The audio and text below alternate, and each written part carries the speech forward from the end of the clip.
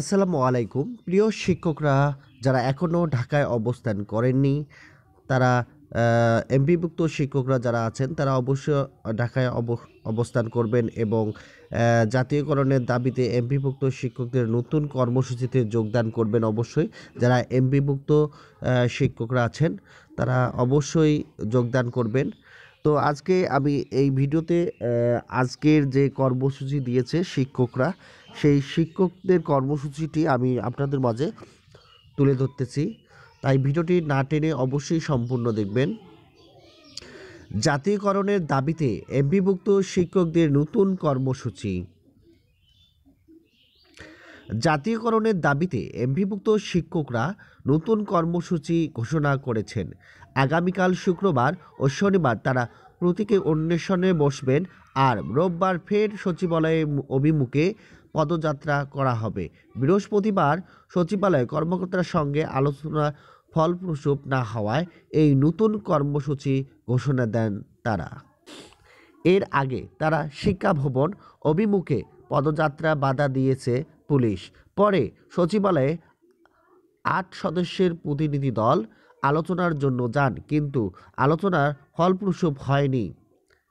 তার আগে গত বুধবার দুপুরে এমপিভুক্ত শিক্ষা প্রতিষ্ঠানকে সরকারি করার দাবিতে মার্চ টু যমুনা কর্মসূচিতে বাধা দেয় পুলিশ। এ সময় শিক্ষক কর্মচারী পল্টন মোড় ঘুরে ফের জাতীয় প্রেস ক্লাবের সামনে অবস্থান নেয়।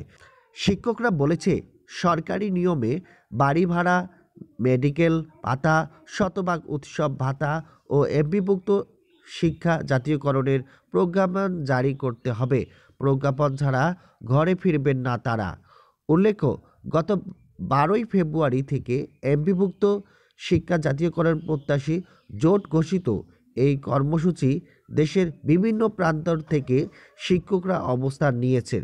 সংগঠনের সদস্য সচিব দেলওয়ার হোসেন আজিজ দৈনিক আমাদের বার্তাকে বলে, আমরা আশ্বাসে বিশ্বাস না, আন্দোলন স্থলে এসে ঘোষণা দিতে হবে আমাদের দাবি মেনে নেওয়া হয়েছে।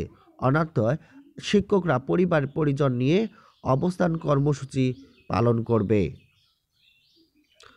সংগঠনের যুগ্ম সদস্য সচিব আবুল বাশার দৈনিক আমাদের বার্তাকে বলেন, মার্চ টু যমুনা কর্মসূচি পুলিশের বাধায় প্রতিবাদে জাতীয়করণের শিক্ষার জাতীয় প্রেস ক্লাবের সামনে শিক্ষক সমাবেশ করা হবে।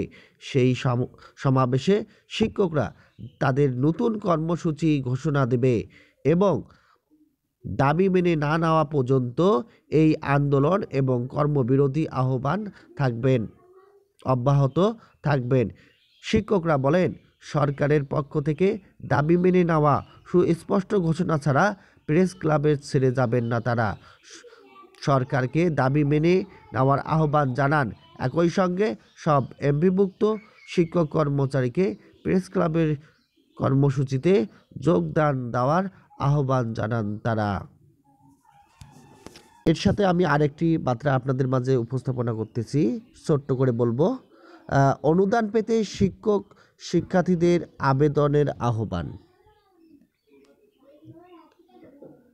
দেশের মাদ্রাসা ও কারিগরি শিক্ষা প্রতিষ্ঠানের শিক্ষক কর্মচারী ও শিক্ষার্থীদের জন্য বিশেষ মজুরি অনুদানের টাকা পেতে আবেদনের আহ্বান করা হয়েছে। অনুদান পেতে আগামী 1 মার্চ থেকে 15 এপ্রিলের মধ্যে অনলাইনে আবেদন করতে পারবেন শিক্ষার্থীরা। শিক্ষা মন্ত্রণালয়ের কারিগরি মাদ্রাসা শিক্ষা বিভাগের উপসচিব সৈয়দ মোহাম্মদ জাহিদ হোসেন স্বাক্ষরিত চিঠিতে এ তথ্য জানানো হয়েছে। শিক্ষার সব খবর সবার আগে জানতে আমার এই চ্যানেলটি আপনারা অবশ্যই সাবস্ক্রাইব করবেন এবং পাশে থাকা বেল আইকনটি বাজিয়ে দেবেন, কেননা আমি সর্বদাই আমার এই চ্যানেলে এই শিক্ষামূলক বার্তাগুলো উপস্থাপনা করি। আল্লাহ হাফেজ।